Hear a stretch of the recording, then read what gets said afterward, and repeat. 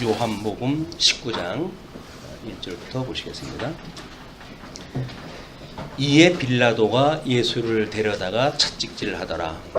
군인들이 가시나무로 관을 엮어 그의 머리에 씌우고 자색옷을 입히고 앞에 가서 이르되 유대인의 왕이여 평안할지어다 하며 손으로 때리더라. 빌라도가 다시 밖에 나가 말하되 보라, 이 사람을 데리고 너희에게 나아오나니 이는 내가 그에게서 아무 죄도 찾지 못한 것을 너희로 알게 하려 함이로라 하더라.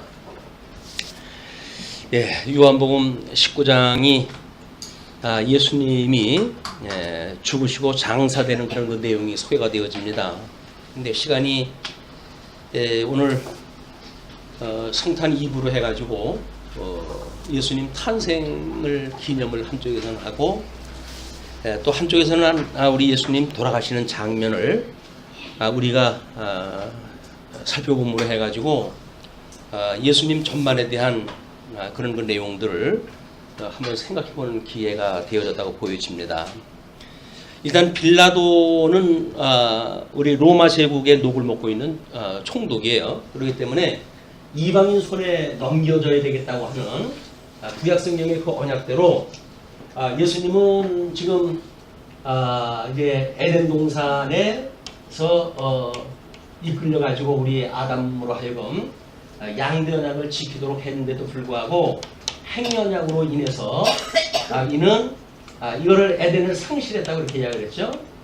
이때에 아담을 미혹했던 자를 우리는 뱀이라고 이렇게 성경이 나와져 있어요.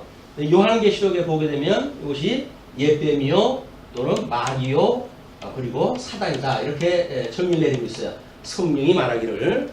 그러니까 지금 실체적으로 해가지고 아담을 에덴 동산에서 하나님의 그 명령을 불순종하도록 역사했던 것이 바로 이 옛뱀입니다. 옛뱀이요 마귀요 사단인데 우리 이스라엘 백성들에게 하나님께서 이 실체적인 언약에 대하여 이거는 이제 실체적인 건데 이 실체에 대해서 모형으로 해가지고 이스라엘 나라를 통해 가지고 이걸 그대로 이제 풀어가지고 설명을 해주셨어요.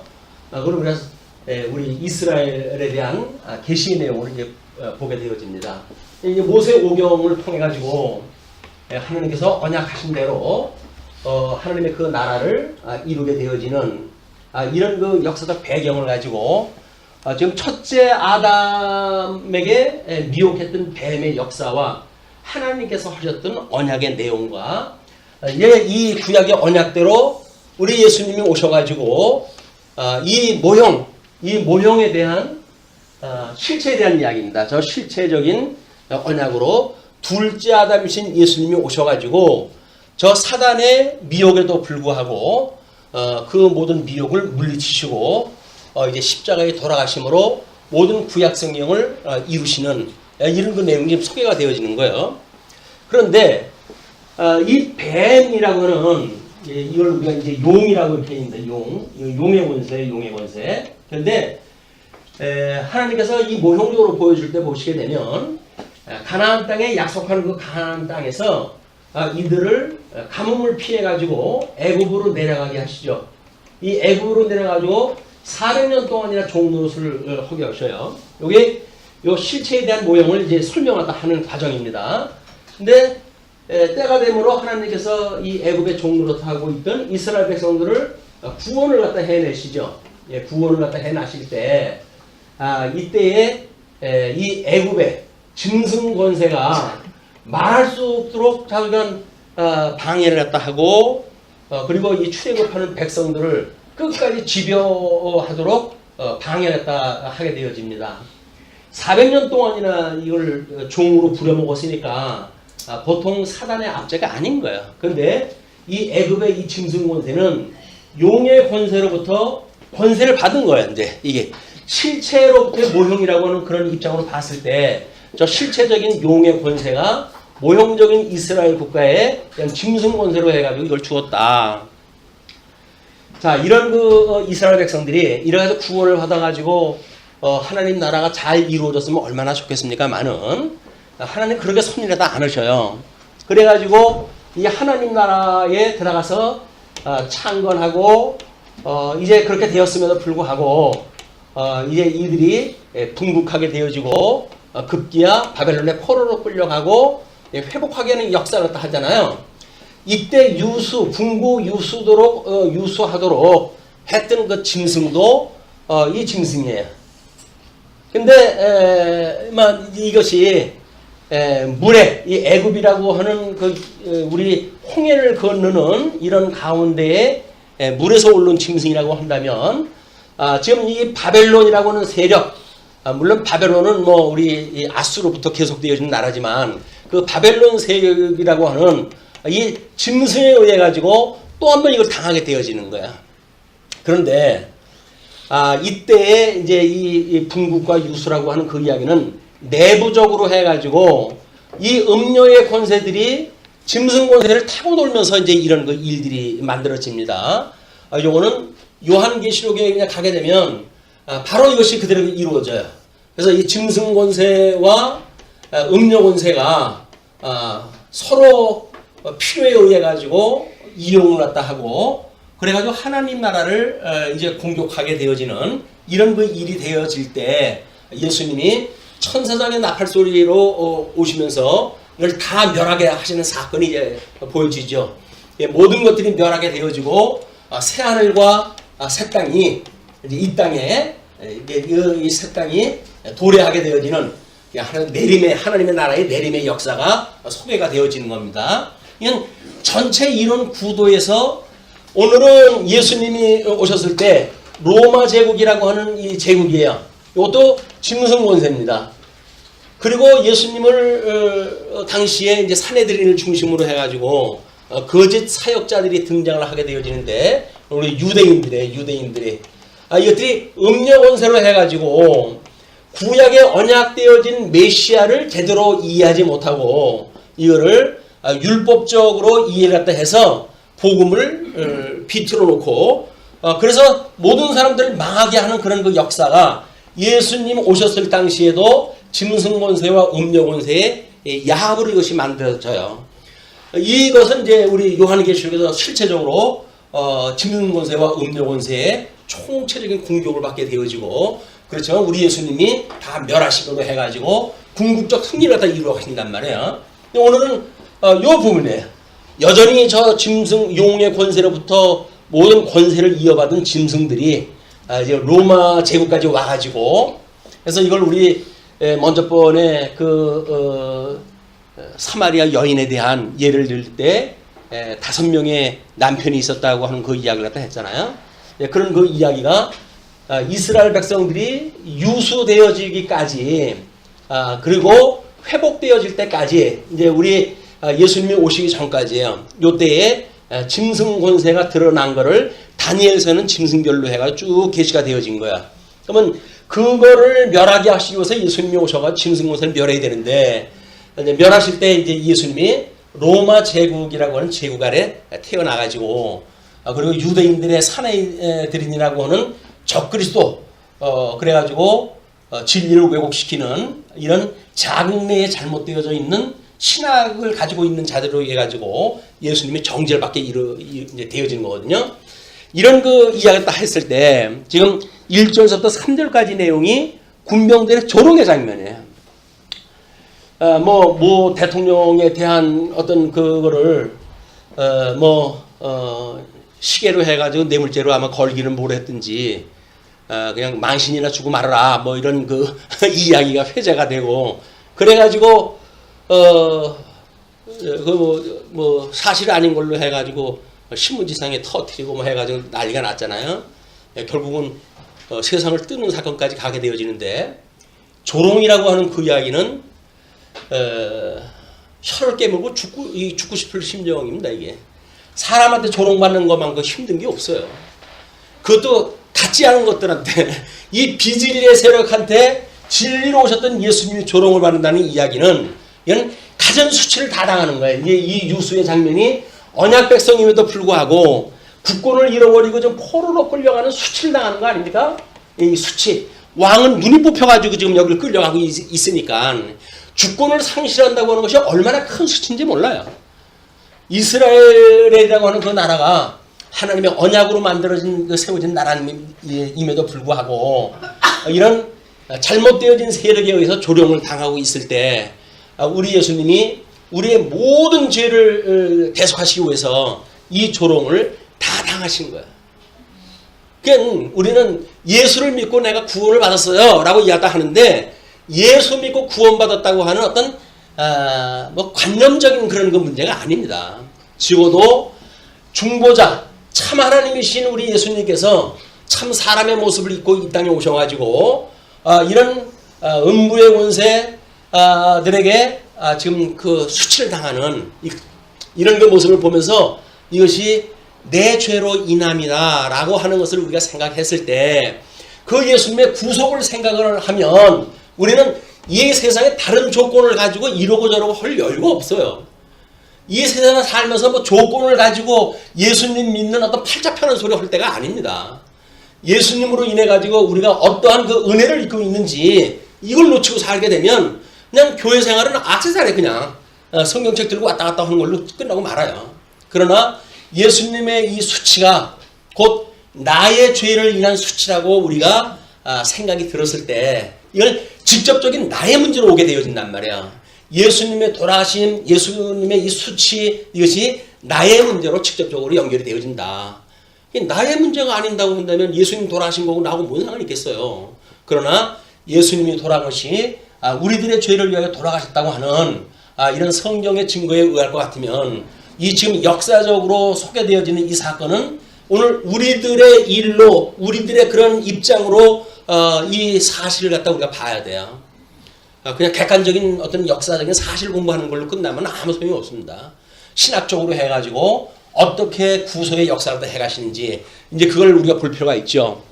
물론 그 수치라고 하는 그런 그 이야기는 이사야서 50장 6절이라든가 막 이런 데에 온통 그 수치를 인해 가지고 주기로 그 구약에 언약되어진 대로 예수님이 이걸 다 당하는 거니까 언약대로 좀 수치를 당하고 있는 모습이 소개가 되어지고 있는 거죠. 자, 그러면 4절로 16절 보게 되면 이제 십자가형의 선고가 있게 되어지는데요.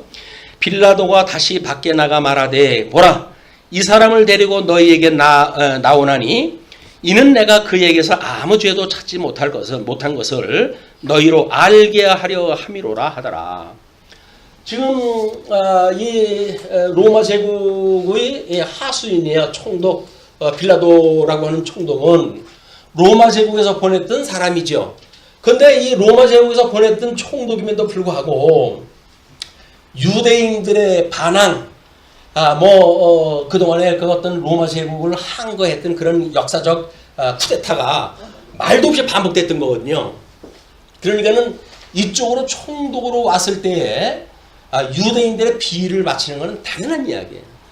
여기 심사 건드리지 않고 자기 임기 동안에 임기 잘 끝나고 가면 그게 이 사람한테는 최고의 선이에요. 근데 이 인간들이 지금 와가지고 문제를 갖다 제기하고 있는데 그 무죄한 사람을 죽여가지고 만약에 문제가 되면 그것도 힘들 판 아니겠어요? 근데 아무리 물어봐도 자기가 죄가 없는 거예요. 예수한테 죄를 찾을 수가 없어요. 그냥 다시 관정 바깥으로 나와가지고 내가 지금 죄를 찾을 수가 없다. 그래서 내가 그걸 보여주려고 예수를 다시 데리고 왔어. 그래가지고 예수님을 다시 이제 끌고 나온 거예요. 그쪽으로 관정 바깥으로. 그러게 되니까 이에 예수께서 가시관을 쓰고 자색 옷을 입고 나오시니 빌라도가 그들에게 말하되 보라 이 사람이로다 하매 대제사장들과 아랫사람들이 예수를 보고 소리질러 이르되 십자가에 못 박으소서 십자가에 못 박으소서 하는지라. 빌라도가 이르되 너희가 친히 데려다가 십자가에 못 박으라. 나는 그에게서 죄를 찾지 못하겠노라. 너희들이 그러면 그 원수가 죄가 있다든지 하면 너희들이 처리를 해라. 나는 그 죄 몫을 찾을 수가 없는데 나한테 그걸 왜 죄를 그 십자가에 못을 박으라고 그러느냐 이제 그런 그 이야기죠. 근데 유대인들이 대답하되 우리에게 법이 있으니 그 법대로 하면 그가 당연히 죽을 것은 그가 자기를 하나님의 아들이라 함이니이다. 그 죄 몫을 자기네들이 이야기를 하는 거예요. 자기네 종교법에 의할 것 같으면 살인을 면할 수 없는 그 범죄인이 있기 때문에 이제 죽여라 그런 그 이야기죠. 그랬더니 빌라도가 이 말을 듣고 더욱 두려워하여 하나님의 아들이라고 그러니까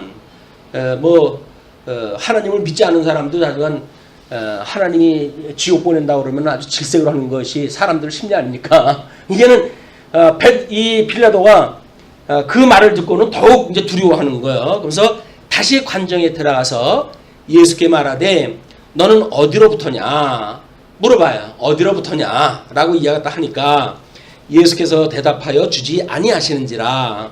빌라도가 이르되 내게 말하지 아니하느냐.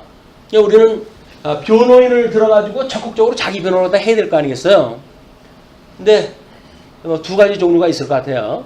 변호를 하나 안 하나 이미 다 정해놓고 나 너희들 이미 감옥에 집어넣을 거 이미 다 작정을 갖다 해놨는데 변명한다고 해도 변호 들어줄 인간들도 아니고 나 변호 거부하겠다 뭐 누구처럼 이제 그렇게 할 수도 있겠죠. 그러나 예수님은 지금 6월절 어린 양으로 돌아가셔야 돼요. 이분은 그냥 변호를 갖다 안 하고 하는 그런 그 이야기는 하나님의 때를 맞추기 위해서입니다. 이게 이거는 일반 사람들이 배째라고 하는 거는 다른 거예요. 예. 지금 예수님이 그 변호를 안 하는 이야기는 그러니까 빌라도가 이르되 내게 말하지 아니하느냐 내가 너를 놓을 권한도 있고 십자가에 못 박을 권한도 있는 줄 알지 못하느냐. 자기 권세를 갖다 한번 쓱 이제 공포하다 합니다. 그러니까 예수께서 대답하시되 위에서 주지 아니하셨더라면 나를 해할 고난이 없었으리니 그러므로 나를 내게 넘겨준 자의 죄는 더 크다 하시니라. 지금 이 로마 제국이라고 하는 이 제국도 궁극적으로는 하나님의 절대 주권 안에 있는 거예요. 그래서 우리 이제 로마서라든지 이런 데 보게 되면 위에 권세 잡은 자들에게 순종하라고 이렇게 이야기를 합니다. 우리는 위에 권세 잡은 자가 뭐냐면 정치 권세를 잡은 자들을 이야기를 해요. 정치 잡은 자, 이 권세 잡은 자들에게 순종하라는 거예요. 근데 순종하면은 우리 각각 기독교계에서 지금 뭐 행정부라는 정부를 갖다 상대해가지고 뭐 불만을 표출하고 그 불순종에 대한 일들을 갖다 하고 그러잖아요. 이거는 사실은 성경적인 원리에 맞지 않는 거예요. 성경에서는 종교와 그 다음에 이 정부의 그런 그 정치하고는 이 정권의 그런 그 일은 완전히 분리가 되어져 있는 거예요. 그러니까 정교 분리 원칙이라고 이렇게 이야기를 하거든요. 그러니까 정부는 우리가 신앙생활을 잘 하도록 하나님께서 그 권세를 줘가지고 나라의 모든 걸 지켜주고 있는 거기 때문에 거기서 대항하고 싸우지 말고 순종하라는 거예요. 그러나 만약에 이제 이 짐승 권세가 위의 권세가 예수님을 부정케 하는 어떤 그런 일이 있을 때 우리는 순종하는 방법이 뭐예요? 그 법을 따르는 거예요. 그 법이 뭘까요? 너 내 말 안 들으면 죽여 라고 만약에 법이 되어져 있다고 한다면 그 법대로 해서 죽는 거예요. 그러면 순종해. 이 사람들한테 순종하는 거예요. 그리고 이 순종은 결국 궁극적으로 하나님의 순종에 들어간 거란 말이에요. 이게 거기서 위에 권세 잡은 자들이 죽인다고 그래서 죽음을 피해가지고 생명을 건졌다 라고 해가지고 이 하나님의 은혜라고 이야기하는 것도 사실은 맞지 않아요. 이 권세 잡은 자들한테는 만약에 예수를 믿는 일로 인해 가지고 우리가 고난을 받았을 적에는 죽는 데까지 가는 겁니다. 왜? 이미 우리는 예수를 갖다가 믿을 때 우리들의 죄를 인하여 우리 몸이 죽었다고 고백하는 사람들은 아니에요. 우리는 지금 육신이라고 하는 그 이야기는 예수님을 믿을 때 모든 육체의 권세라고 하는 것이 예수님과 함께 죽은 거예요, 이게. 그런데 그거를 뭘 살리고자 하는 어떤 그런 우리들의 어떤 모략이 있다든지 그런 소망을 갖는다든지 이런 것들은 우리들의 스스로의 신앙생활에 대한 거를 한번 점검을 해볼 필요가 있죠. 생명 연장되어진 것이 하나님의 은혜다. 그럼 지금 하나님께 불려가면 은혜가 아니고 생명을 연장해주면 은혜인가요? 이게 우리가 이제 세속 논리에 빠지게 되면 그렇단 말이에요. 이 세상을 살아가는 것이 목적이라고 한다면 여기서 모든 것들이 성공하고 여기서 모든 것들이 성취가 돼야 되겠죠. 그러나 만약에 이 땅에서 우리가 육신으로 해가지고는 죄에 대해서 죽은 바가 되어졌기 때문에 육신의 장막을 벗어버리는 순간 우리는 예수님에게 이제 이끌림을 받아 가는 거 아닙니까? 그렇다고 한다면 부활에 참여했던 자들이 우리 하나님 나라의 백성으로 마땅히 하늘에 사는 게 틀림이 없는 거죠. 그렇기 때문에 이 땅에서 어떤 목숨을 부지하기 위해 가지고 순종 불순종 여부를 이야기한다든지 이런 건 별로 의미가 없는 일이다.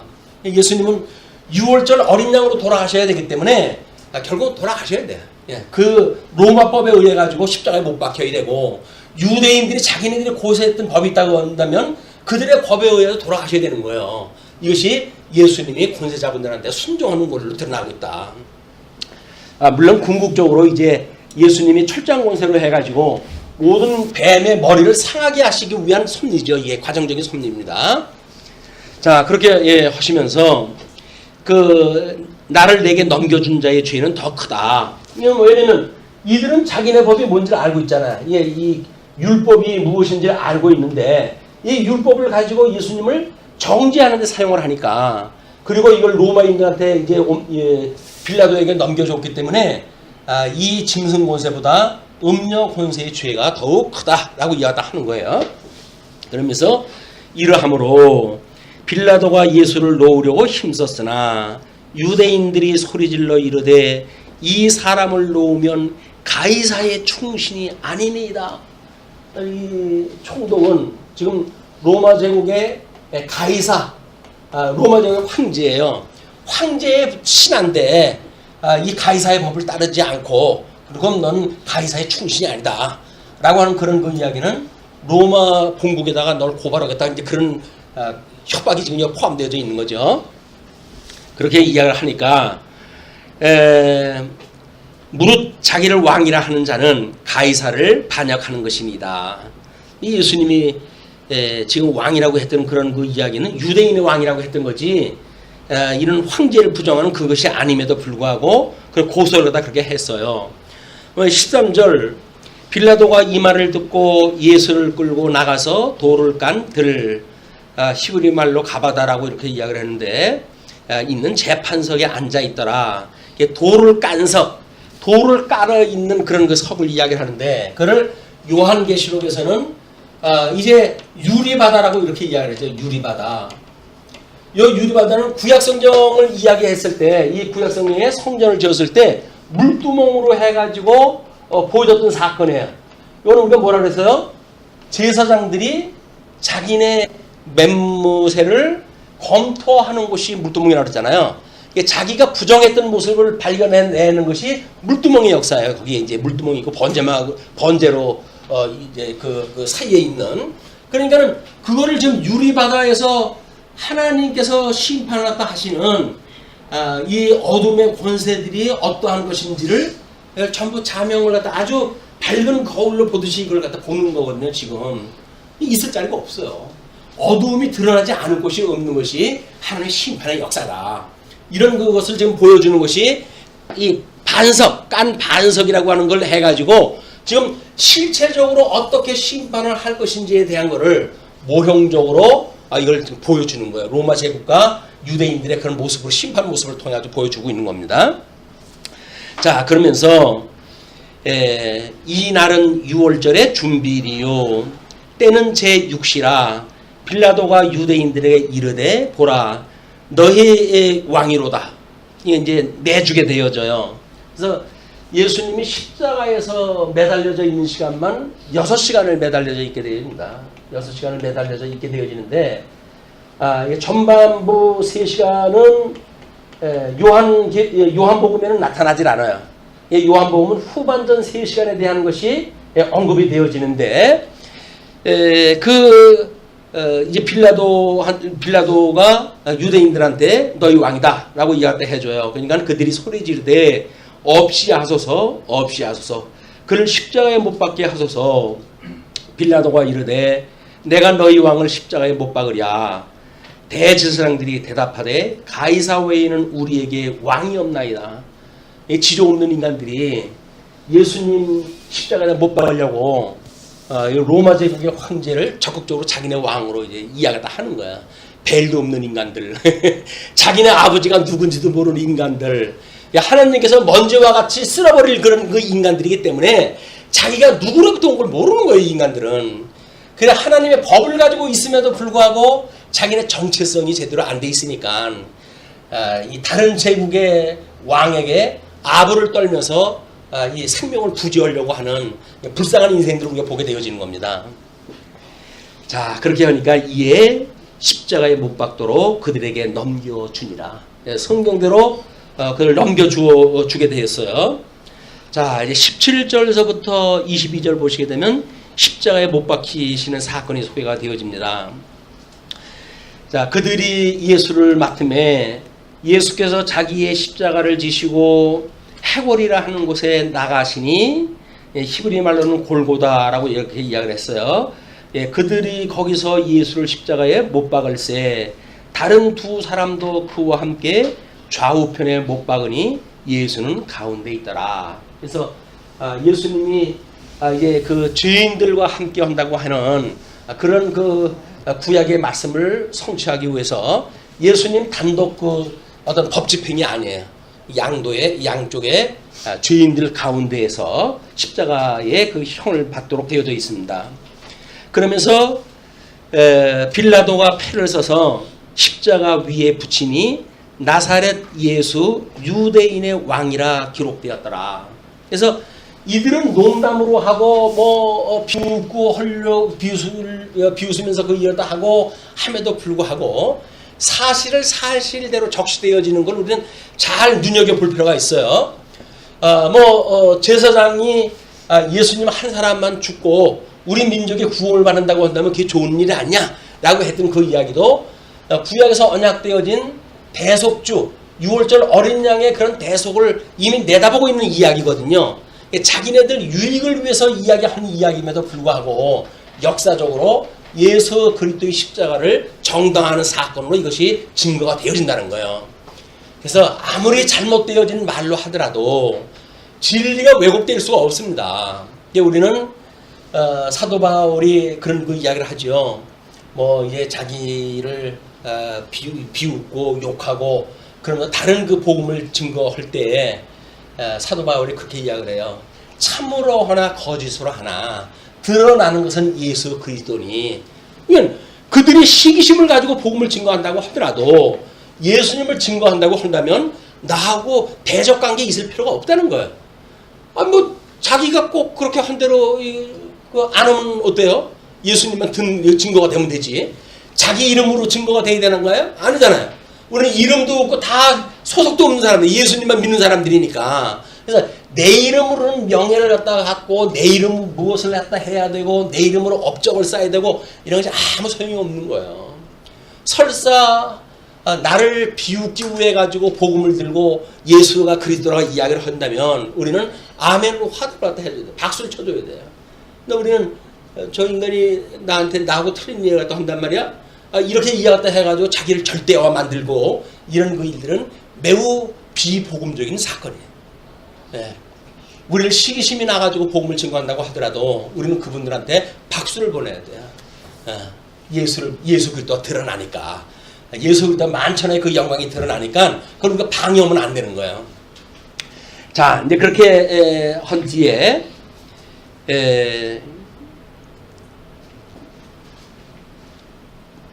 그 21절에 유대인의 대제사장들이 빌라도에게 이르되 유대인의 왕이라 쓰지 말고 자칭 유대인의 왕이라 쓰라. 유대 왕, 지네들 왕이라고 이제 그러는 것도 못마땅하다 그런 거 이야기죠. 그러니까 자칭이 유대인의 왕이라고 쓰라고 이야기를 합니다. 그러니까 빌라도가 대답하되 내가 쓸 것을 썼다 하니라. 너희들 말 하나 들어주니까 나중에 죄판 붙인 것까지 나한테 이래라 저래라 하고 잔소리들을 해. 내가 쓸 거 붙였어. 그렇게 이야기를 하고 이제 그걸 일축을 하다 하여. 그러니까 23절서부터 24절까지 성경대로 이제 옷을 제비 뽑는 사건이 소개가 되어집니다. 군인들이 예수를 십자가에 못 박고 그의 옷을 취하여 네 깃에 나눠 각각 한 깃씩 얻고 속옷도 취하니 이 속옷은 호지 아니하고 위에서부터 통으로 짠 것이라 이제 뭐 어떤 사람들은 이 속옷을 이야기할 때 꿰매지 않고 이렇게 통으로 짰다고 하는 그런 거는 고급이래요, 고급. 천을 짜가지고 뭐 꿰매가지고 옷 맺는 것이 아니라 이제 그냥 통으로 해가지고 쭉 우리 메리아스 짜듯이 이제 짜 내려간 거거든요.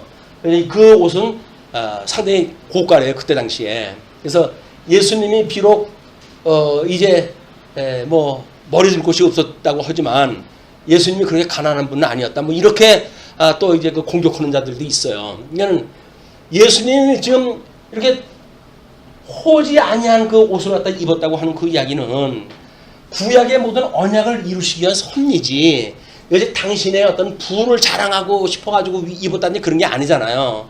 얘는 성경을 봐도 꼭 그렇게 삐딱하게 보는 사람들이 있어요. 이런 자들을 경계해야 된다. 성경의 문구를 갖다 끄집어내가지고 그래가지고 성경 전체를 왜곡시키려고 시도하는 자들이 있어요. 소위 뭐 크게는 자유주의 신학자들이라고 그렇게 이야기가 하는데, 아주 못돼 먹은 사람들은 성경이 무엇을 말하고자 하는가 하는 문맥에서 이해를 하지 아니하고 잘나빠진 어떤 뭐 원어를 뭐 전공했다나 어쨌거나 해가지고 단어 하나를 가지고 성경을 무너뜨리려고 하는 자들이 꽤나 많아요. 그런 자들을 우리가 경계를 다 해야 됩니다.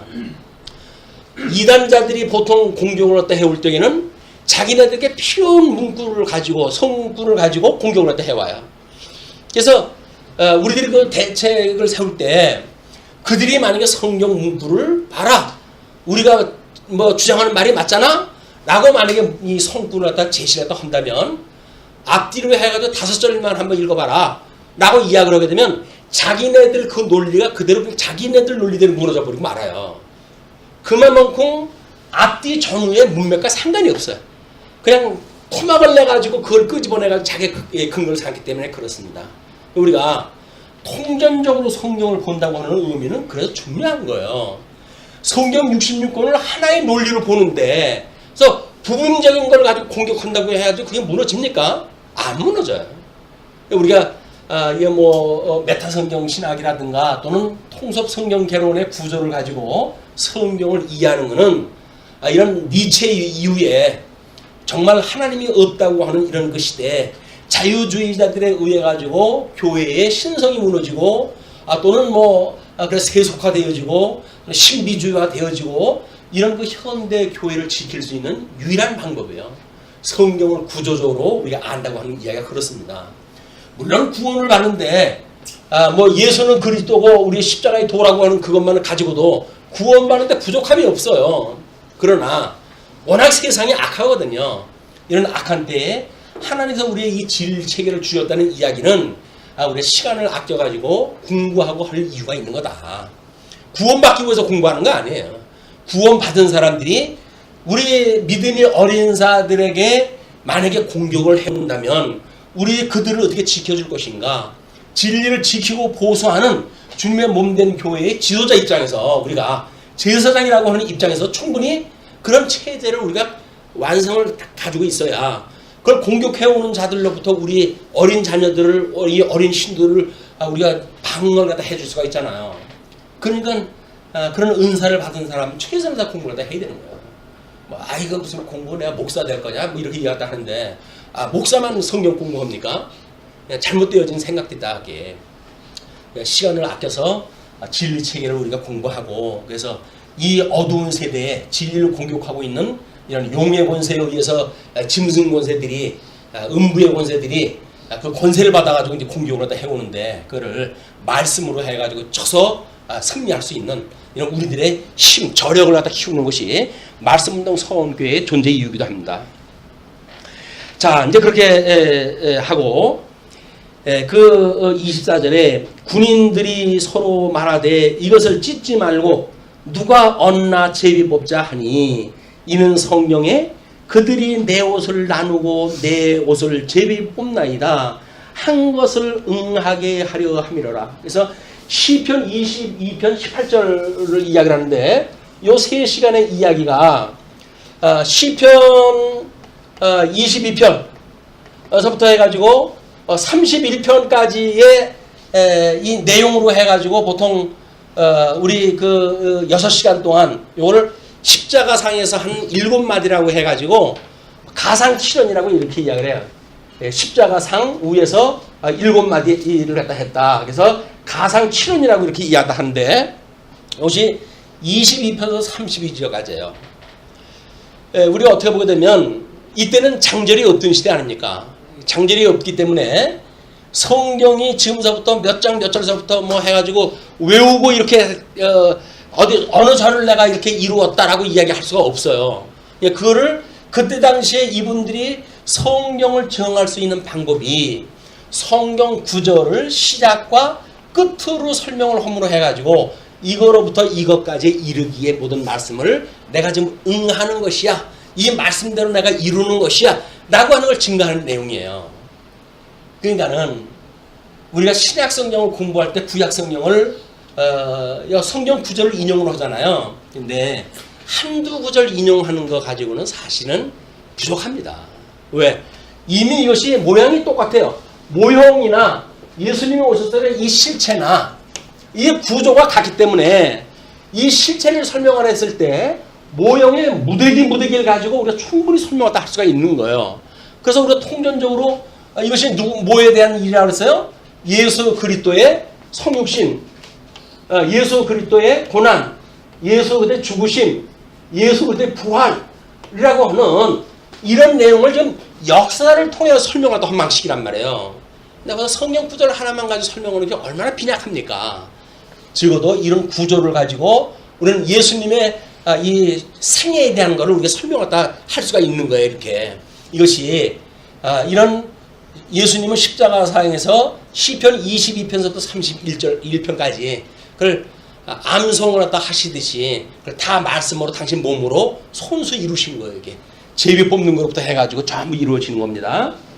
그러면서 25절 예수의 십자가 곁에는 그 어머니와 이모와 글로바의 아내 마리아와 막달라 마리아가 섰는지라.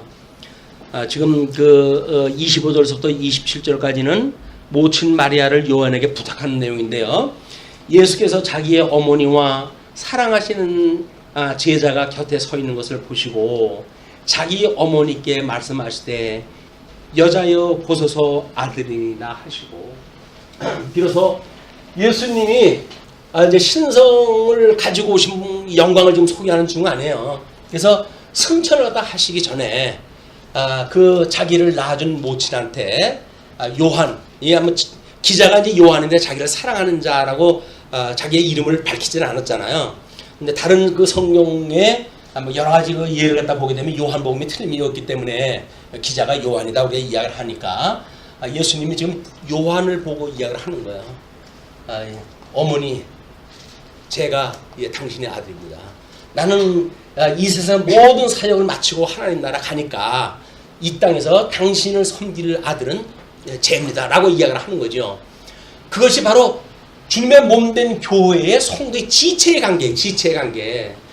네, 뭐 혈육 관계에 우리가 연연해가지고 그걸 뛰어넘는 생각을 하지 못한다고 한다면 우리는 신령한 주님의 몸된 교회 성도로서의 감각을 제대로 익히기를 않는 거예요.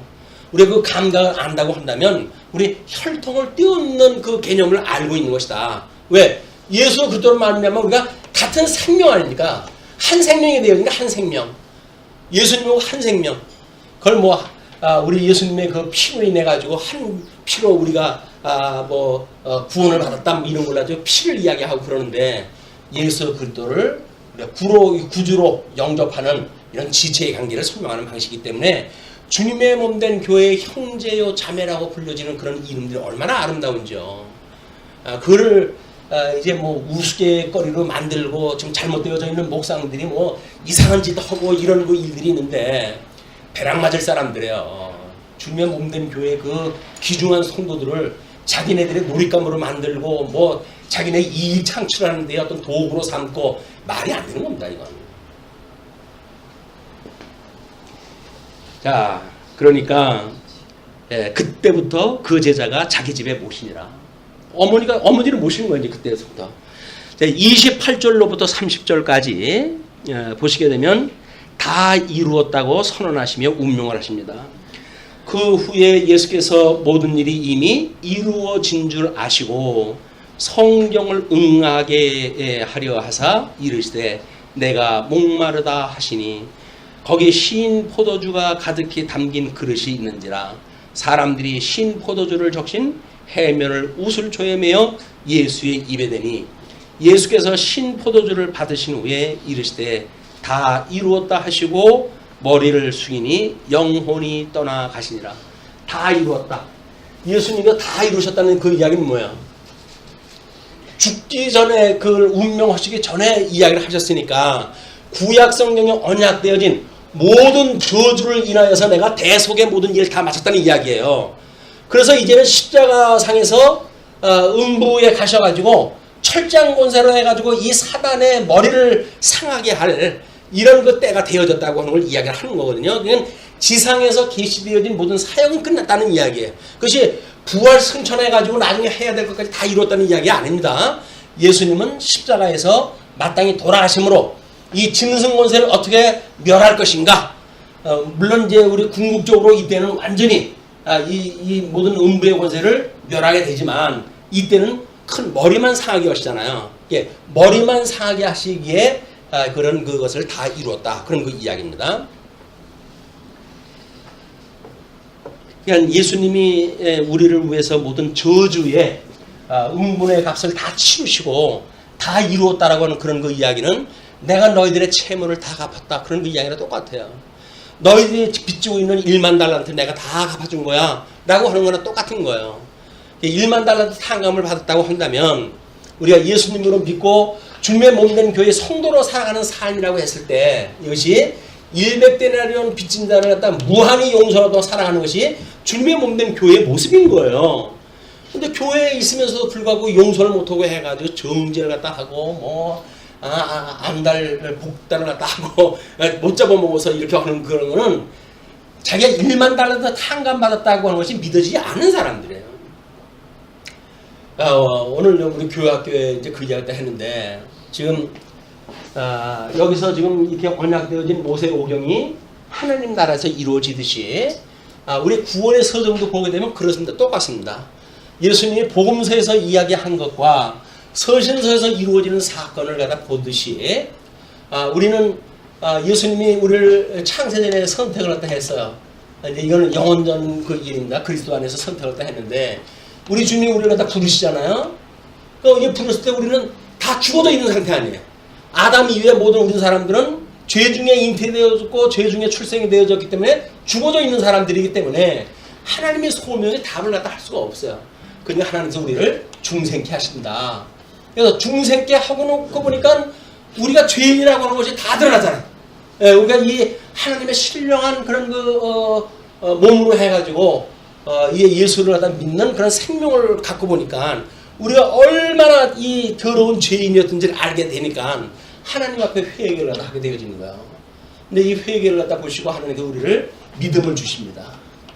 이 믿음을 주셔요. 내가 너의 모든 걸 다 회개하는 우리들에게 내가 너의 모든 죄를 다 용서할 때 해준 거야. 너는 이제부터 무죄야. 라고 이야기하는 거예요. 그렇게 해서 믿음이 만들어진 우리들을 이 믿음을 보시고 하나님께서 의롭다고 칭해 주시거든요. 이걸 우리가 협의적인 구원이라고 이렇게 이야기를 했어요. 양자까지. 하나님의 아들이라고 우리가 이제 부름을 받는 여기까지를 협의적인 구원이라고 이렇게 이야기하는 거예요. 협의적인 구원. 좁은 의미로서의 구원이란 말이에요. 그러면 이것이 구원의 서정을 이야기하는 거거든요. 이 구원의 서정이라는 이야기는 뭐예요? 이 여기까지 이르는 이런 그 논리도 서정 중에 부분일 뿐이에요. 그럼 모든 전 서정을 이야기를 하려고 한다면 그 이외의 것이 설명이 돼야 될 거 아닙니까? 그것이 바로 성화의 과정, 견인의 과정, 영화의 과정, 이것이 포함되어진 거예요. 그래서 선택이 영원전에 그리스도 안에서 선택되어진 우리들이 이제 영화로운 몸이 되어져 가지고 영원 봉투로 하나님을 찬양하게 되어지는 몸을 이루게 되어진다. 근데 이게 우리가 양자가 되어진 것까지는 성경 공부를 통해 가지고 대부분은 이걸 이론적인 공부예요. 이게 이론 공부. 그 이론 공부라고 하는 그 이야기는 관념적이가 쉽습니다. 그것이 어떤 감각이 안 와요. 예수가 나를 구원했다는 게 뭐야? 뭐 이렇게 성경을 보니까 우리 죄에서 구원하다 해주셨대 라고 이야기하는데 요거를 우리를 굳게 해주는 경건에 이르는 훈련을 갖다 해가면서 이걸 이제 깨닫게 하는데 오늘 우리가 학습 공부라고 이렇게 이제 익힘 공부라고 이렇게 이야기를 하는 거야. 익힘 공부. 우리 교회 이상도 배우고 익히는 교회라고 이야기를 하지 않았어요. 의의 영광을 배우고 익히는 교회, 기업의 영광을 배우고 익히는 교회, 계시의 영광을 배우고 익히는 교회란 말이에요. 그냥 끊임없이 배운 공부와 익힌 공부가 우리가 이 반복이 돼야 되는 거예요, 이게. 근데 관념적으로 이거 배운 공부로만 해가지고 이론은 뭘 안다라고 우리가 설레발을 갖다 흔들. 우리들이 익힌 공부가 안 돼가지고 다른 사람들한테 경건의 모습을 보여줄 수가 없으면 다 부도요.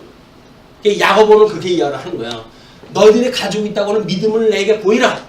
나는 너희에게 행위를 보이겠다. 그런 그 이야기거든요. 그러니까 이 이론 공부와 익힌 공부가 전부 되어져 가지고 여기서 열매, 의의 열매, 성령의 열매, 사랑의 열매를 통해 가지고 이걸 보고 다른 사람들이 우리에게 보여주는 거 아닙니까? 그러니까 열매를 맺는 이 과정은 성화의 과정을 통해서 드러나기 때문에 수없는 연단에 우리가 처하게 되어집니다. 연단에. 이 성화의 과정은 끝없는 연단 속에서 이 열매가 맺혀져요. 뭐 세찬 바람도 불고 탁풍도 불고 뭐 비바람도 치고 이런 가운데 나무가 결실을 갖다 하듯이 성도들의 열매는 연단 가운데 맺어지는 것이다. 예, 우리 하나님께서 욥을 통해 가지고 질문을 갖다 하십니다. 이제 욥이 하나님 앞에 뭐 대단한 것처럼 해가지고 주신 분도 하나님이고 취하시는 분도 하나님이라고 해가지고 뭐 그렇게 이야기하잖아요. 근데 그 고난이 깊어지니까 뭐라고 그래요? 자기 생일을 저주하잖아요. 이 생일을 저주한다는 이야기는 뭐예요? 자기 존재 자체를 이미 하나님께서 주셨던 자기 존재를 저주하다 하는 거랑 똑같은 거예요. 그러니까 우리 하나님께서 묻습니다. 너는 누구냐? 세 가지를 물어요. 너는 누구냐? 너는 어디 있었느냐? 그 다음에 너는 할 수 있느냐? 나중에 욥기에 하나님을 만나도 하나님이 몇 장을 갖다가 가지고 소리를 갖다 하거든요. 이것이 간단하게 보면 세 가지를 물으셔요. 예수님이, 하나님이. 이게 바로 뭐냐면 우리들이 하나님의 아들이라고 하는 하나님께로부터 지음을 받았다고 하는 자기의 정체성의 문제가 이게 해결이 안 되면 아무리 신앙을 가지고 하는 소용이 없어요. 체험적으로 나는 하나님의 아들이야. 그래서 우리 예수 그리스도로 말미암아 내가 구원을 받았어 라고 하는 자기가 구원받은 실체, 실존하시는 하나님으로부터 말미암았다라고 하는 우리의 정체성이 확인되지 않으면 소용이 없습니다. 그리고 어디 있었느냐? 만약에 욥이 지금 사단에게 고난을 당한 거 아니에요? 그럼 어디 있었어요? 사단 아래 있었던 거 아니에요? 그러니까 사단의 아래 있었기 때문에 고난을 받았던 그 일인데 궁극적으로는 뭐라 했어요? 하나님의 절대 주권 아래 있는 거 아닙니까? 그런데 자기를 괴롭히는 사단에 대한 그것 때문에 여기서 고민을 했다 하고 생일을 저주하고 이렇게 했던 것을 하나님이 실책을 하는 거예요.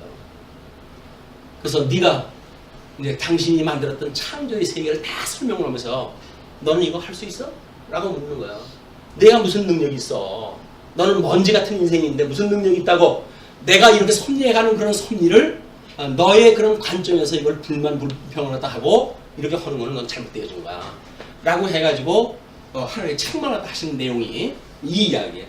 이 과정을 통원됐을 때 이 성화의 과정이라고 하는 이런 그 과정을 통해 가지고 욥의 이 신앙 고백이 만들어집니다. 그게 모릅니까?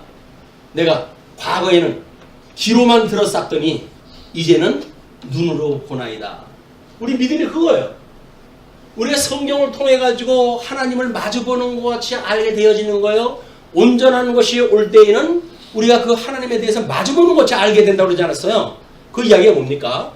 성경을 구조적으로 알게 되면 하나님의 존재에 대한 이야기, 하나님의 그 사역에 대한 이야기, 하나님의 속성에 대한 그런 그 이야기 하는 걸 성경에 말하는 걸 우리가 그대로 우리가 배울 수가 있는 거예요.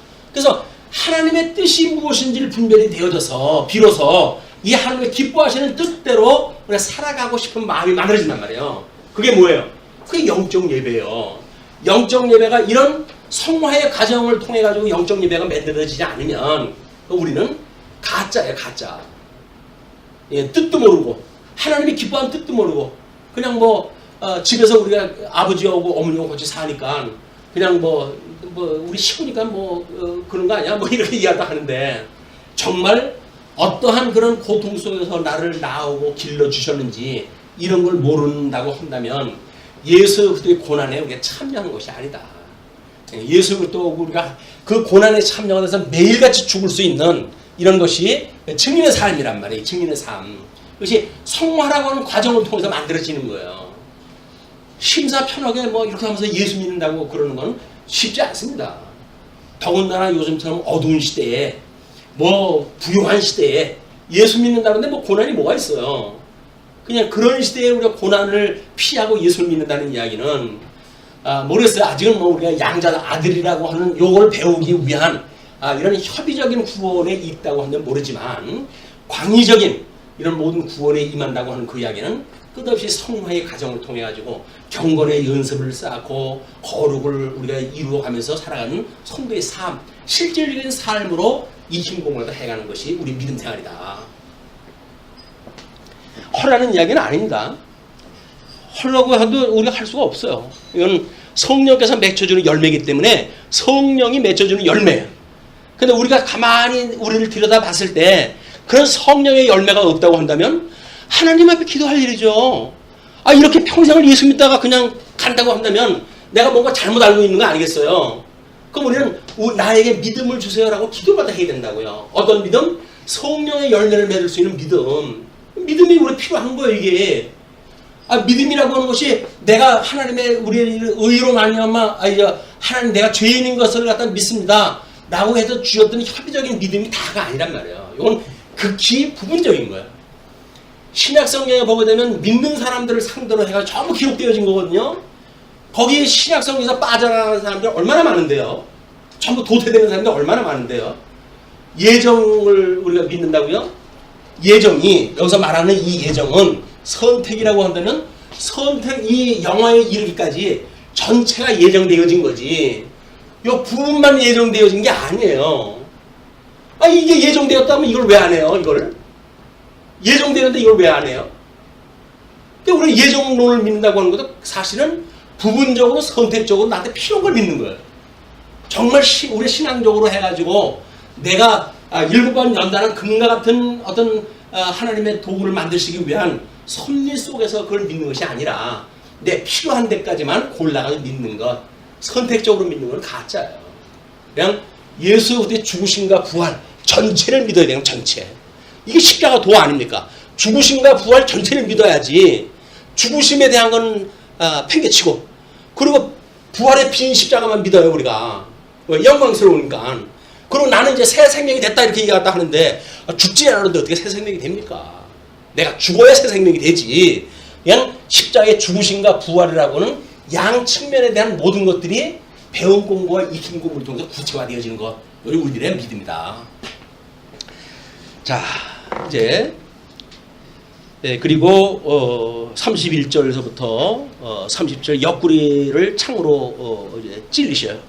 이날은 준비리라. 유대인들은 그 안식일이 큰 날이므로 그 안식일의 시체들을 십자가에 두지 아니하려 하여 빌라도에게 그들의 다리를 꺾어 시체를 치워달라 하니 군인들이 가서 예수와 함께 못 박힌 첫째 사람과 또 그 다른 사람의 다리를 꺾고 예수께 이르러서는 이미 죽으신 것을 보고 다리를 꺾지 아니하고 그중 한 군인이 창으로 옆구리를 찌르니 곧 피와 물이 나오더라.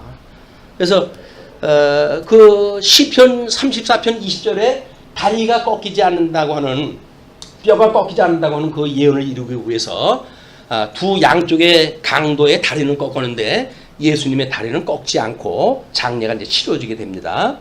이를 본 자가 증언하였으니 그 증언이 참이라. 그가 자기의 말하는 것이 참인 줄 알고 너희로 믿게 하려 함이니라. 이 일이 일어나는 것은 그 뼈가 하나도 꺾이지 아니하리라 한 성령을 응하게 하려 함이라. 출애굽기 12장 46절 그 말씀을 인용을 또 해가지고 이제 그걸 이야기를 해요. 그리고 또 다른 성경에 그들이 찌른 자를 보리라 하였느니라. 예, 스가랴 12장 10절 말씀을 인용을 또 해가지고 다른 사람은 다리를 꺾었는데 왜 예수님은 옆구리를 창으로 찔렀는가? 그것이 이런 구약 성경을 응하게 하기 위해 가지고 그 흰통머리 사나운 군사로 하여금 창으로 옆구리를 찔리게끔 하시는 거예요. 뭐 중국을 알았잖아요. 중국을 알고 지금 다리를 꺾지도 않는데 굳이 옆구리를 왜 찔러요? 근데 그게 성경을 응하게 하기 위해서 하는 그런 역사가 섭리가 해가신다. 자, 끝으로 이제 38절로 41절 예수를 장사 지내게 되어집니다. 아리마대 사람 요셉은 예수의 제자이나 유대인이 두려워 그것을 숨기더니 2일 후에 빌라도에게 예수의 시체를 가져가기를 구하며 빌라도가 허락하는지라 이에 가서 예수의 시체를 가져가니라. 일찍이 예수께 밤에 찾아왔던 니고데모도 몰약과 침향 섞은 것을 100리트라쯤 가지고 온지라. 니고데모가 와가지고 물어봤잖아요. 그런 그거에 대한 것도 같이 와가지고 장례에 이제 동참이 되어져요. 이에 예수의 시체를 가져다가 유대인의 장례법대로 그 향품과 함께 세마포로 쌌더라. 예수께서 십자가에 못 박히신 곳에 동산이 있고 동산 안에 아직 사람을 장사한 일이 없는데 새 무덤이 있는지라.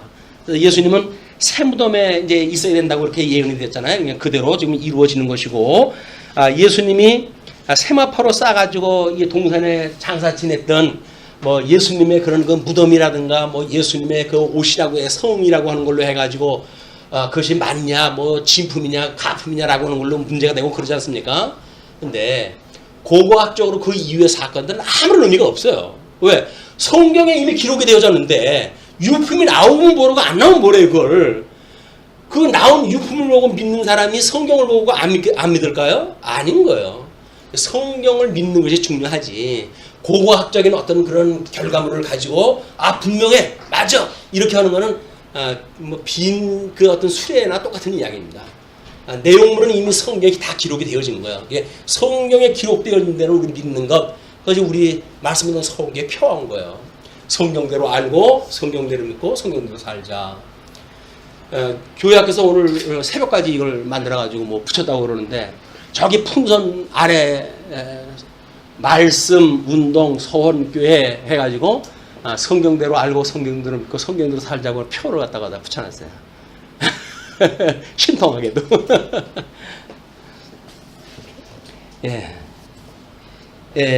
예수께서 십자가에 못 박히신 곳에 동산이 있고 동산 안에 아직 사람을 장사한 일이 없는데 새 무덤이 있는지라. 이날은 유대인의 준비일이요 또 무덤이 가까운 거로 예수를 거기 두니라. 그래서 예수님이 무덤에 이제 장사되어진 것까지 소개가 되어지는 거야.